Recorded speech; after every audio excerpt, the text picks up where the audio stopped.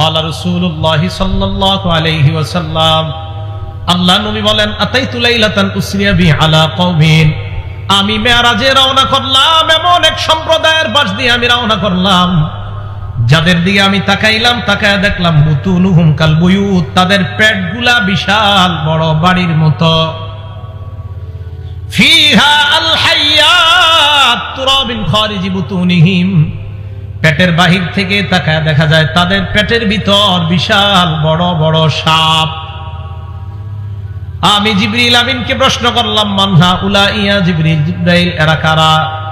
জিবরাইল আমিন জবাব দেন, হাউলাই আকালাতুর রিবা ইয়া রাসূলুল্লাহ, এরা হলো সুদখোরের দল। বলেন নাউযুবিল্লাহ। আরে আপনি আপনার পেটের মধ্যে সাপ ঢুকাইলেন, আপনার সন্তান, আপনার বিবি, আপনার পরিবারকে আপনি সুদের টাকা খাওয়াইলেন। লা ইয়াদখুলুল জান্নাতা জাসাদুন গুযিয়া বিল হারাম, ওই শরীর জান্নাতে যাবে না যেই শরীর সুদি টাকায়, হারাম টাকায় লালিত পালিত হয়। আপনার সুদি টাকায় আপনার সন্তান, আপনার বিবি, আপনার কন্যাটাকে আপনি জাহান্নামী বানাইলেন, নিজের পেটের মধ্যে সুদি টাকায় আপনি সাপ ঢুকাইলেন। নবীজি বলেন, আমি মেরাজের রাত্রে একদল লোক দেখলাম, যাদের দিকে আমি তাকাইলাম, তাকায় দেখলাম পেট বিশাল বড় বাড়ির মতো। এই পেটের বাহির থেকে তাকায় দেখা যায় তাদের পেটের ভিতর অজগর বিশাল বড় বড় সাপ দৌড়ায়। আমি প্রশ্ন করলাম, এরা কারা? জিবরিল আমিন জবাব দিল, এরা হলো সুদখোরের দল। বলেন, এই আযাব সহ্য করার মতো ক্ষমতা কারো আছে আমাদের? আপনারা বাবারা, ভাইয়েরা আর সুদ খায়েন না। এই অপরাধ করবেন তো অবস্থা খারাপ হবে। আল্লাহ আমাদের সকলকে সুদি কারবার থেকে বেঁচে থাকার তৌফিক দান করেন। 7 নাম্বার, এই জায়গায় আমরা যারা আছি, আমরা মায়ের পেট থেকে দুনিয়াতে আসছি সবাই, না বাবার পেট থেকে? মায়ের পেট থেকে। হুজুর আপনি হাত উঠায়েন না, মুরব্বী মানুষ, আপনি ছাড়া আর মাস, আপনারা উলামায়ে কেরাম ছাড়া অন্যরা হাত তোলেন। সবাই মায়ের পেট থেকে আসছি, উলামায়ে কেরাম ছাড়া অন্যরা হাত তোলেন। হাত তুলছেন? হাত নামাইবেন না, আমি একটা হাদিস করার পরে হাত নামাইবেন। হাত উঠান, 2 হাত উঠান, সবাই এরকম এরকম এরকম। আমি হাদিস বলার পরে হাত নামাইবেন। 7 নাম্বার ভয়াবহতা সুদের। কিতাবের নাম ইবনে মাজাহ, হাদিস নাম্বার 2274, 2274।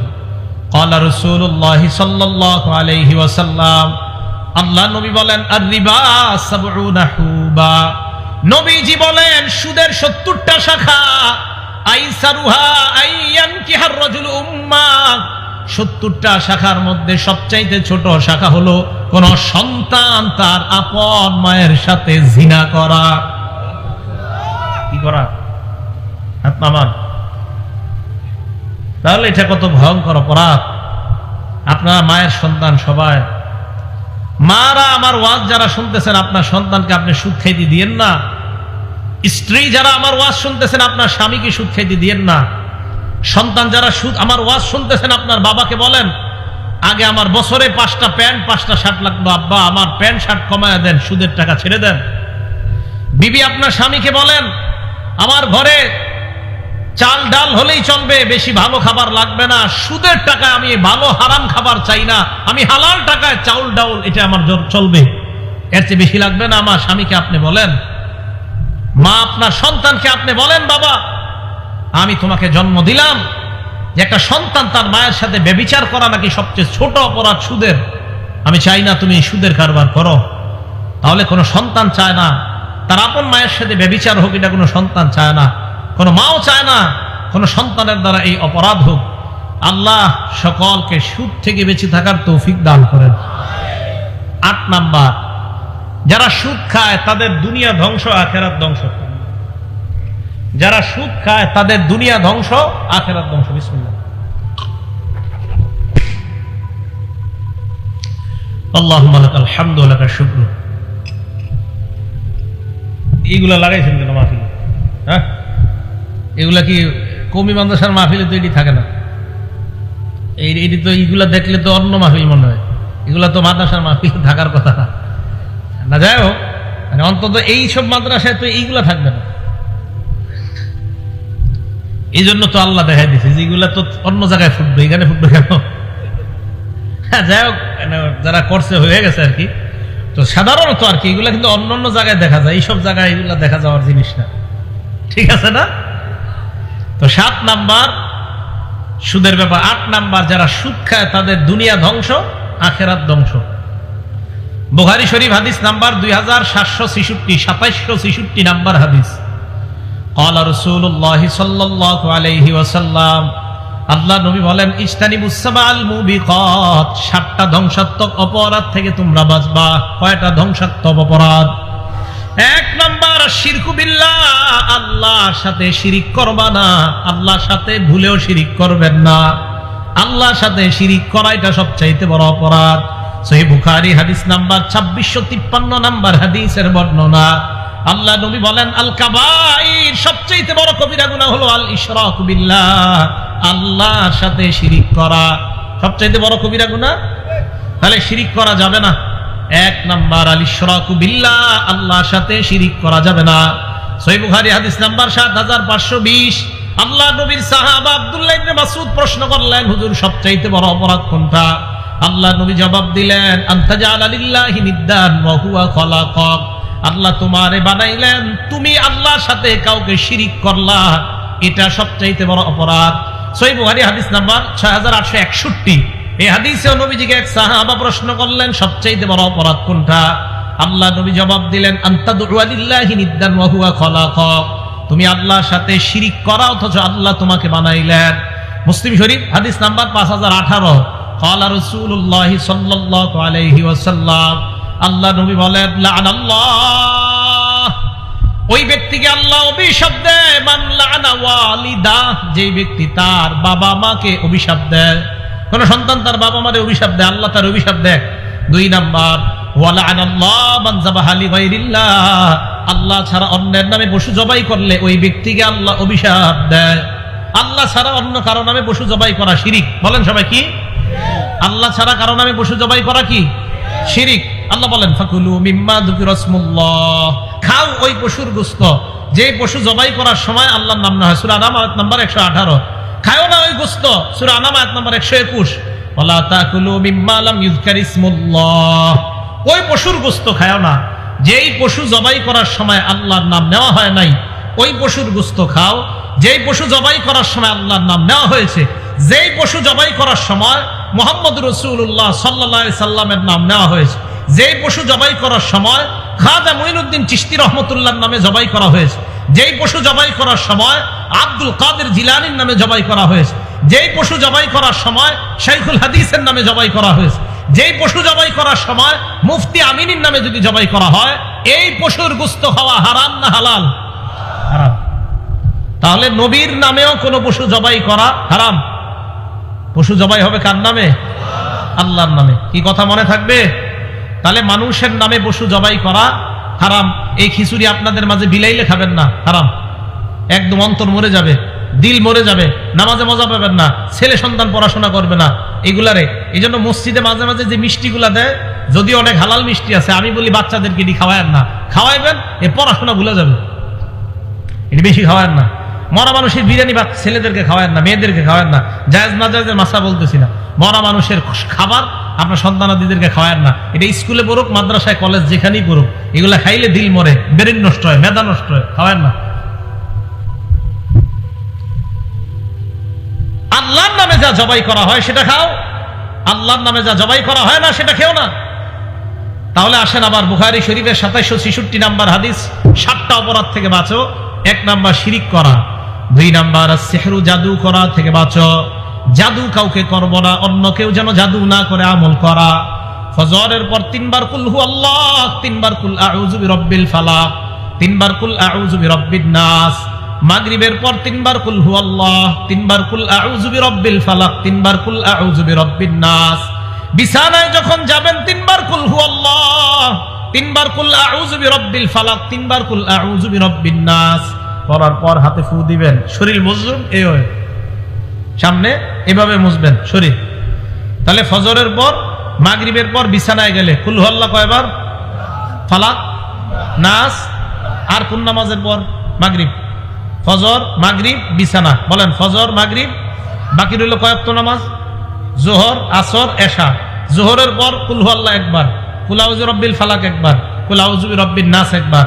আসরের পর কুল হু আল্লাহ একবার, কুল আউযু বিরাব্বিল ফালাক একবার, কুল আউযু বিরাব্বিন নাস একবার। এশার পর কুল হু আল্লাহ একবার, কুল আউযু বিরাব্বিল ফালাক একবার, কুল আউযু বিরাব্বিন নাস একবার। এবার আমি নামাজের নাম বলবো, আপনারা সংখ্যা বলবেন। বলেন, জোহরের পর কয়বার করে, মাগরিবের পর কয়বার করে, ফজরের পর, বিছানায়, এশায় একবার। বাচ্চা যারা তারা তো পারে না, আপনি আমলটা করে বাচ্চার শরীরে ফু দিবেন। একটু পরে বিছানায় যাবেন, বাচ্চারে আপনি ফু দেন। সকালবেলা বাচ্চা স্কুলে যায়, মাদ্রাসায় যায়, মা যারা আছেন আপনারা আপনার বাচ্চাকে এইগুলা পরে ফু দেন। ফু দেওয়ার সময় বাচ্চার মুখ দিয়ে বলান, পরেন আমার সাথে, বিসমিল্লাহ তাওয়াক্কালতু আলাল্লাহ লা হাওলা ওয়ালা কুওয়াতা ইল্লা বিল্লাহ। আপনার বাচ্চারে আপনি মুখ দিয়ে বলায়া এটা বলে পাঠান। স্কুল থেকে আসার আগ পর্যন্ত, মাদ্রাসা থেকে আসার আগ পর্যন্ত আল্লাহ নিজ জিম্মায় এই বাচ্চাকে হেফাজত করে আবার আপনার কাছে পৌঁছাবে। এলা আমাদের আমল। তাহলে মনে থাকবে না? তাহলে জাদু থেকে বাঁচার জন্য আমলগুলা করব। আল্লাহ আমাদেরকে তৌফিক দান করেন। 1 নাম্বার, শিরিক করব না। 2 নাম্বার, জাদু করা যাবে না। 3 নাম্বার, ওয়াকাতুন নাফসিল্লাতী হারামাল্লাহু ইল্লা বিল হক, অন্যায়ভাবে কাউকে হত্যা করা যাবে না। 4 নাম্বার, আকলুর রিবা, সুদ খাওয়া যাবে না, এই যে সুদ। 5 নাম্বার, আকলু মালিল ইয়াতীম, এতিমের সম্পদ অন্যায়ভাবে ভক্ষণ করা যাবে না। আপনাদের এলাকায় এতিমের সম্পদ ভক্ষণ করে কিভাবে? 2 ভাই, এক ভাই মারা গেছে, ওই ভাইয়ের 3টা সন্তান, ভাতিজা ভাতিজিরে লালন পালন করে এই আশায় একটু বড় হইলেই বালেগ হওয়ার পর কলমের গুতায় তোদের সম্পদ সব আমি কবজা করব। এরকম পশু মার্কা আচরণওয়ালা কিছু লোক সমাজে পাওয়া যায়, যারা সম্পদ ছিনিয়ে নেওয়ার জন্য এইভাবে ব্যতিব্যস্ত হয়ে থাকে। আল্লাহ বলেন, এরা পেটের মধ্যে ইয়াকুলুনা ফি বুতুনিহিম নারা, আগুন ঢুকায়, আগুন। আল্লাহ আমাদেরকে এই আগুন খাওয়া, এতিমের মাল খাওয়া মানে আগুন খাওয়া থেকে হেফাজত করেন। 5 নাম্বার। 6 নাম্বার, আত-তাওয়াল্লি ইয়াউমাজ যাহফি, জিহাদের ময়দান থেকে পলায়ন করা যাবে না। 7 নাম্বার, ওয়াকসফুল মুহসানাতিল মুমিনাতিল গাফিলাত, সতীসাদী নারীকে মিথ্যা অপবাদ দেওয়া যাবে না। এই 7টার মধ্যে সুদের কথা আছে না নাই?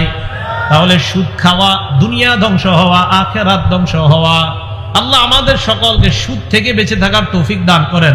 মনে আসেনি সিরিয়াল? 1 নাম্বার, সুদ খাওয়া, আল্লাহ নবীর সাথে যুদ্ধের ঘোষণা দেওয়া। 2 নাম্বার, সুদ খাওয়া মানে কিয়ামতের ময়দানে পাগল অবস্থায় ওঠা। 3 নাম্বার, সুদ খাওয়া মানে আপনার গলার মধ্যে ফাঁস লাগায় রাখছে মনে হবে এমন অবস্থায় ওঠা। 4 নাম্বার, সুদ খাওয়া এলাকার জন্য আল্লাহর আযাব বৈধ করা। 5 নাম্বার, সুদ খাওয়া মানে এলাকার মধ্যে খাদ্যের অভাব দেখা দেওয়া, ফসলে বরকত না হওয়া। 6 নাম্বার, সুদ খাওয়া পেটটা বিশাল বড় বাড়ির মতো হওয়া, পেটের মধ্যে সাপ দেখা যাওয়া। 7 নাম্বার, সুদ খাওয়া আপন মায়ের সাথে ব্যভিচার করা। 8 নাম্বার, সুদ খাওয়া মানে আপনার দুনিয়া আখিরাত ধ্বংস করা।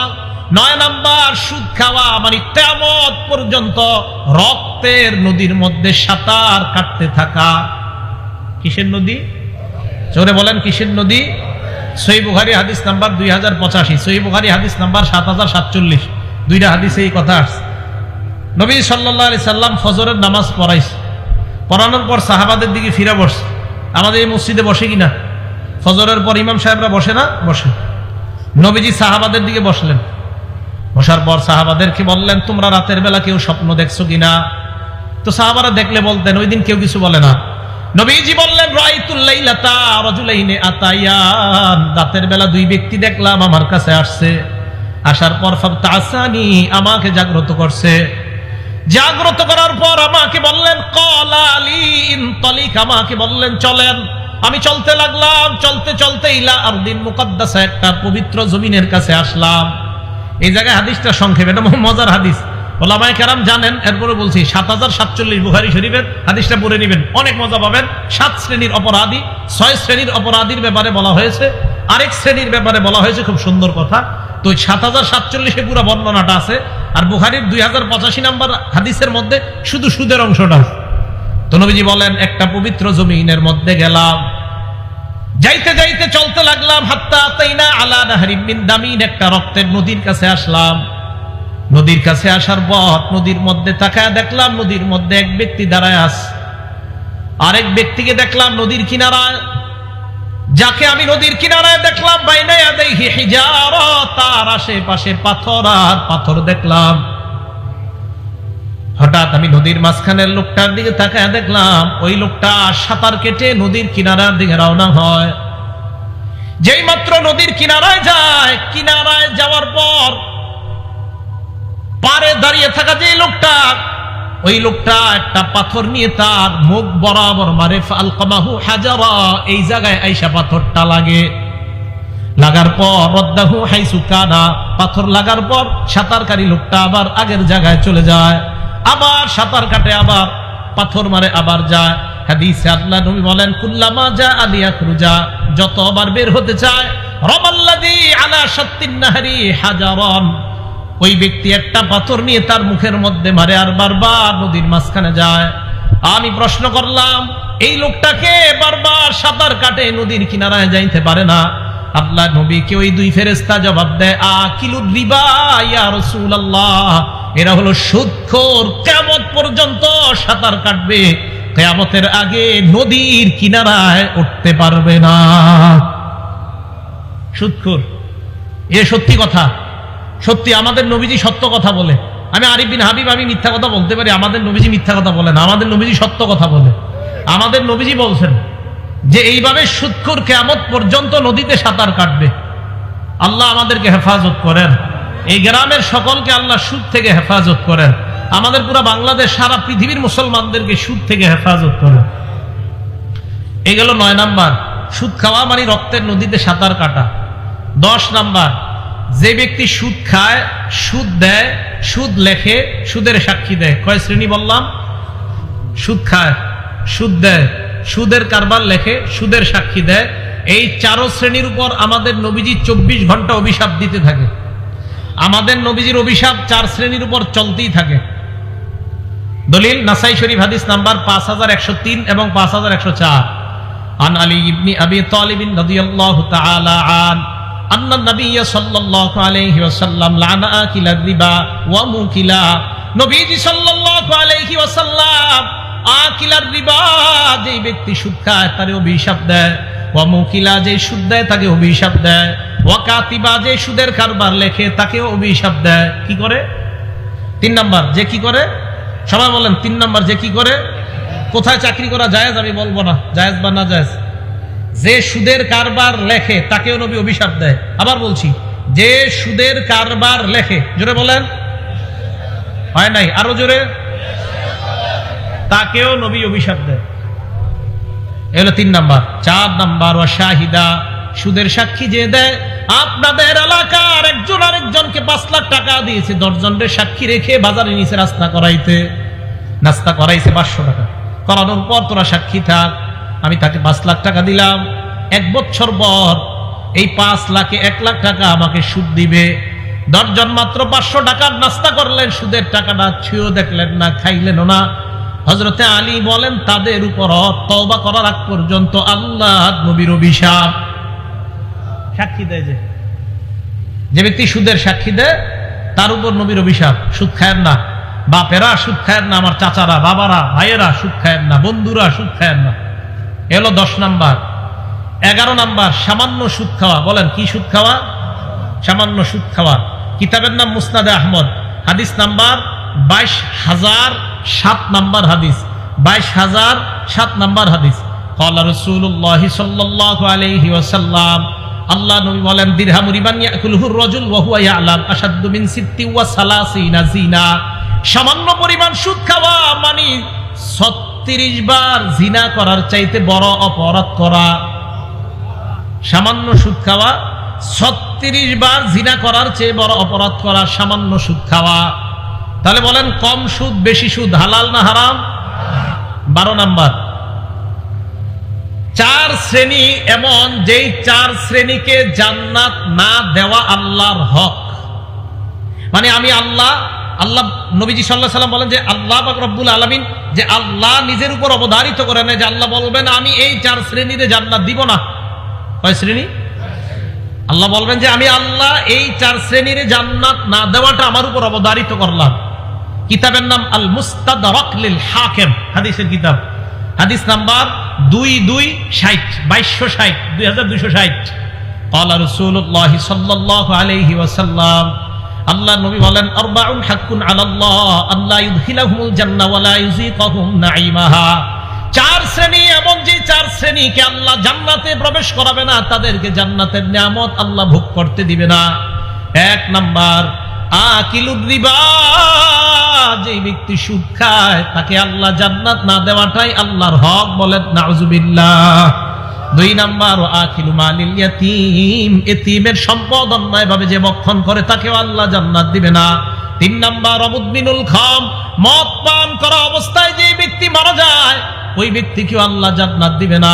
চার নাম্বার আল আকুলি ওয়ালিদাই, পিতা মাতার নাফরমান সন্তান, তাকেও আল্লাহ জান্নাত দিবে না। কয় শ্রেণী? চার।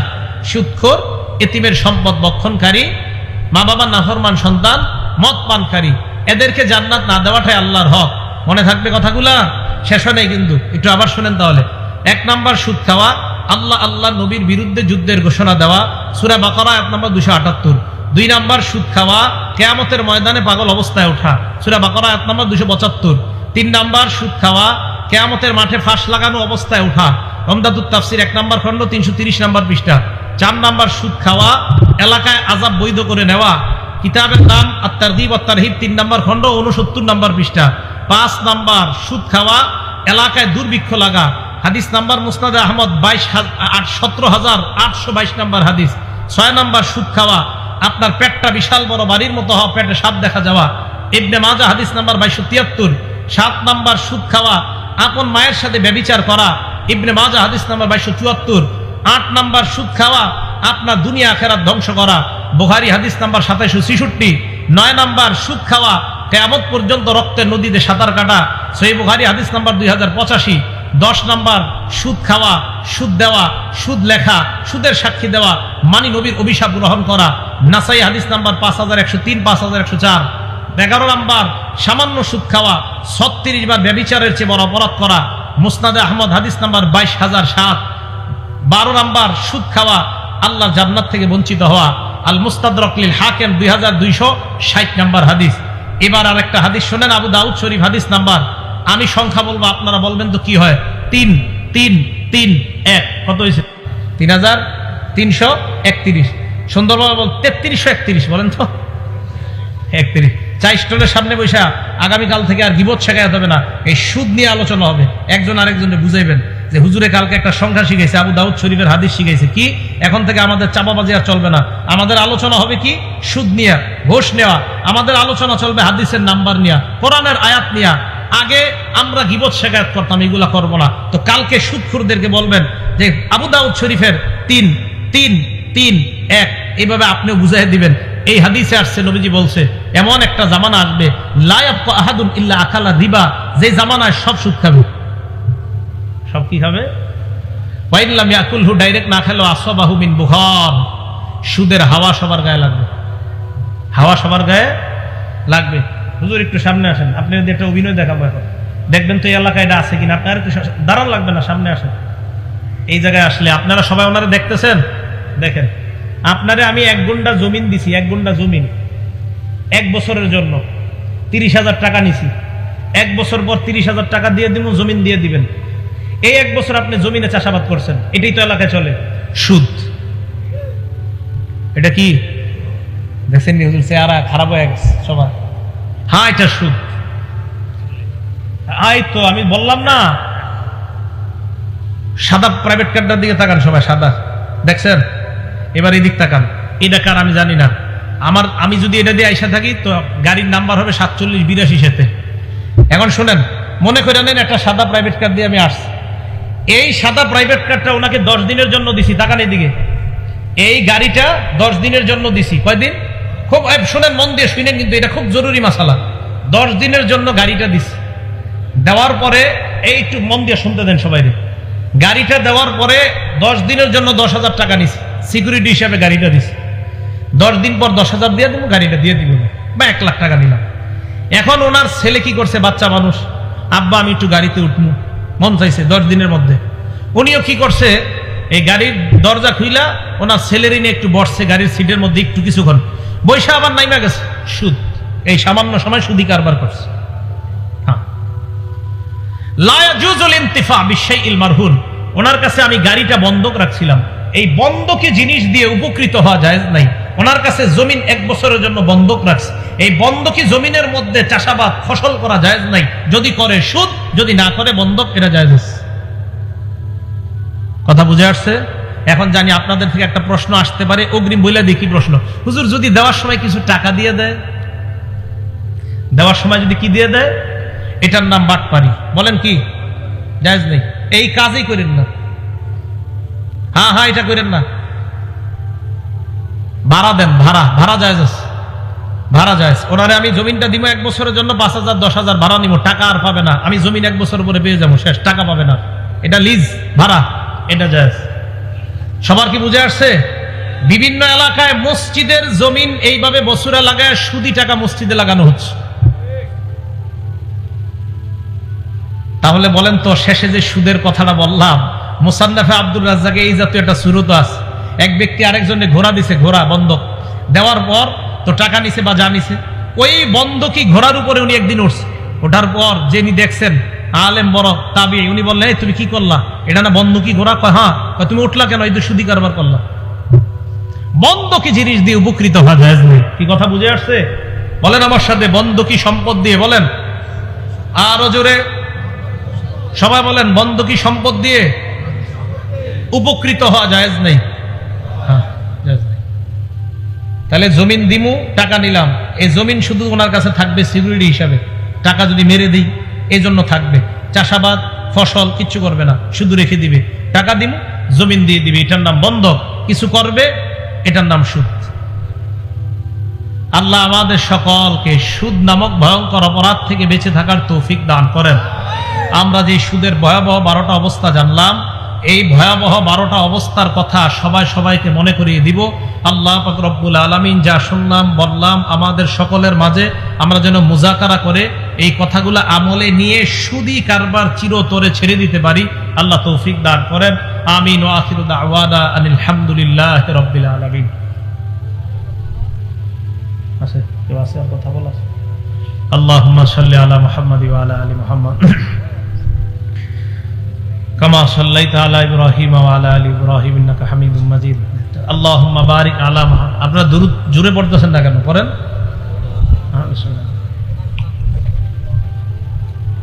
আল্লাহুম্মা সাল্লি আলা মুহাম্মাদি ওয়া আলা আলি মুহাম্মাদ। আস্তে আস্তে আস্তে আপনারা এই দুরূদটা জোরে পড়তেছেন না কেন? একটু থামেন, একটু থামেন। এটা না বলে আমি যদি একটা টান দিতাম, আল্লাহুম্মা, পড়তেন না জোরে? তো এটা যেটা বললাম জোরে বললেন না কেন? সহিহ বুখারী হাদিস নাম্বার 3370। কত? 3370। সাহাবারা নবীজিরে বললেন, আপনার উপরে দুরূদ পড়ব কিভাবে? নবীজি শিখিয়ে দিলেন এইভাবে, পড়েন আল্লাহুম্মা, এই যে সাল্লি আলা মুহাম্মাদ ওয়া আলা আলি মুহাম্মাদ কামা সাল্লাইতা আলা ইব্রাহিমা ওয়া আলা আলি ইব্রাহিম ইন্নাকা হামিদুম মাজিদ। আল্লাহুম্মা বারিক আলা মুহাম্মাদ ওয়া আলা আলি মুহাম্মাদ কামা বারাকতা আলা ইব্রাহিমা ওয়া আলা আলি ইব্রাহিম ইন্নাকা হামিদুম মাজিদ। নবীজি এই দুরূদটা সাহাবায়ে কেরামকে শিখিয়ে দিয়েছেন। দেখছেন খুব কষ্ট লাগে জানেন, আমি কিন্তু শুরুতে এই দুরূদটা পড়ছি, আপনারা কেউ পড়েন না আমার সাথে, এত খারাপ লাগছে আমার, এত কষ্ট লাগছে, অথচ এটা নবীজি আমাদেরকে শিখিয়ে দিয়েছে। আর আমরা যেগুলা নিজেরা বানায় পড়ি, এগুলো আমরা কত আওয়াজ দিয়ে পড়ি, ঠিক না? ঠিক না, এই জন্য নবীজি শিখানো দুরূদটা আওয়াজ হইল না। সহিহ বুখারী হাদিস নাম্বার 3370, 3370 নাম্বার হাদিসে এই দুরূদ আমাদেরকে নবীজি শিখিয়ে দিয়েছে। আল্লাহ আমল করার তৌফিক দান করেন। আলহামদুলিল্লাহি রাব্বিল আলামিন ওয়াল আকিবাতু লিল মুত্তাকিন ওয়াস সালাতু ওয়াস সালামু আলা সাইয়্যিদিল আমবিয়া ওয়াল মুরসালিন ওয়া আলা আলিহি ওয়া আসহাবিহি আজমাইন। ربنا ظلمنا أنفسنا وإن لم تغفر لنا وترحمنا لنكونن من الخاسرين رب ارحمهما كما ربياني صغيرا। মাবুদ মেহেরবান মাওলা, আল্লাহ মেহেরবানি করে এই মাহফিলকে আপনি কবুল করে নেন। মাবুদ মেহেরবান মাওলা, মেহেরবানি করে ভুল ভ্রান্তিগুলো আপনি মাফ করে দেন। মাবুদ মেহেরবান মাওলা, আমাদের মধ্যে যাদের মা নাই, বাবা নাই, আত্মীয় স্বজন যারাই কবর আছে, আল্লাহ মেহেরবানি করে সকলের কবরগুলা জান্নাতের বাগান বানায় দেন। আল্লাহ সুদ নামক অপরাধ থেকে বেঁচে থাকার তৌফিক দান করেন। আল্লাহ ঘুষ থেকে বেঁচে থাকার তৌফিক দান করেন। আল্লাহ সুদমুক্ত এলাকা গড়ার তৌফিক দান করেন। আল্লাহ আমাদের দেশটাকে সুদমুক্ত ঘুষমুক্ত একটা দেশ বানায়া দেন। আল্লাহ একটা ইনসাফের দেশ বানায়া দেন। আল্লাহ সম্প্রীতি ভালোবাসার দেশ বানায়া দেন। সকল প্রকার গজব আযাব থেকে এই দেশকে আপনি হেফাজত করেন। করোনা ভাইরাস সহ সকল গজব থেকে এই দেশকে হেফাজত করেন। মাবুদ মেহেরবান মাওলা, আল্লাহ সমাজের রন্ধ্রে রন্ধ্রে সুদি কারবার ঢুকে গিয়েছে। আল্লাহ মেহেরবানি করে এই ভয়ঙ্কর অপরাধ থেকে বেঁচে থাকার তৌফিক দান করেন। আল্লাহ বাবা ভাই আত্মীয় স্বজন আল্লাহ সবাই যেন এই সুদের কারবার ছেড়ে দেয়। মেহেরবানি করে এই ভয়ঙ্কর অপরাধ থেকে সকলকে বেঁচে থাকার তৌফিক দান করেন। আল্লাহ আমাদের দোয়া আপনি কবুল করেন। আমরা কম খাবো, কম পরিধান করব, তবে সেটা যেন হালাল হয়, বেশিটা যেন হারাম না হয়। আল্লাহ হারাম থেকে বেঁচে থাকার তৌফিক দান করেন। আল্লাহ মুসাফির মানুষ ঢাকা আবার রওনা করব, মেহেরবানি করে সহি সালেমে নিরাপদে পৌঁছার ব্যবস্থা করে দেন। আল্লাহ আমাদের সফরকে আপনি নিরাপদ করে দেন। মাবুদ নরসিংদী এলাকার উলামায়ে কেরাম সহ আইম্মায়ে মাসাজিদ সহ সর্বস্তরের জনগণদেরকে নিয়ে হাত তুলছি মাওলা। আল্লাহ মেহেরবানি করে আমাদের দোয়া আপনি কবুল করে নেন। আল্লাহ এলাকার উলামায়ে কেরাম সকলে যেন কোরআন সুন্নাহর প্রচার আরো বেশি বেশি করতে পারে তৌফিক দান করেন। এলাকার সর্বসাধারণদেরকে আলেমদের সাথে আরো বেশি বেশি জুড়ার তৌফিক দান করেন। উলামায়ে কেরামের পরামর্শে যেন জীবন পরিচালনা করতে পারে তৌফিক দান করেন। আল্লাহ প্রত্যেকটা মসজিদের খতিব ইমামদেরকে আপনি প্রত্যেকটা এলাকার হাদি বানায়া দেন। আল্লাহ আমাদের দোয়া আপনি কবুল করেন। আল্লাহ আমাদের দোয়া আপনি কবুল করেন। আল্লাহ কোরআন সুন্নাহর এই মঞ্চগুলো আপনি পবিত্র বানায়া দিয়েন। আল্লাহ এই মঞ্চ থেকে কোরআন সুন্নাহর সঠিক কথাগুলা যেন দেশের মানুষ শুনতে পারে তৌফিক দান করেন। আল্লাহ রঙ্গ তামাশা থেকে এই মঞ্চ আপনি হেফাজত করেন। আল্লাহ রং তামাশা থেকে এই মঞ্চকে আপনি হেফাজত করেন। আমাদের দোয়া আপনি কবুল করে নেন। আল্লাহ আমাদের দোয়া আপনি কবুল করেন। আল্লাহুম্মা সাল্লি ওয়া সাল্লিম ওয়া বারিক আলা মুহাম্মদ। সুবহানা রাব্বিকা রাব্বিল ইজ্জাতি আম্মা ইয়াসিফুন ওয়া সালামুন আলাল মুরসালিন ওয়ালহামদুলিল্লাহি রাব্বিল আলামিন। আমিন। আসসালামু আলাইকুম ওয়া রাহমাতুল্লাহ।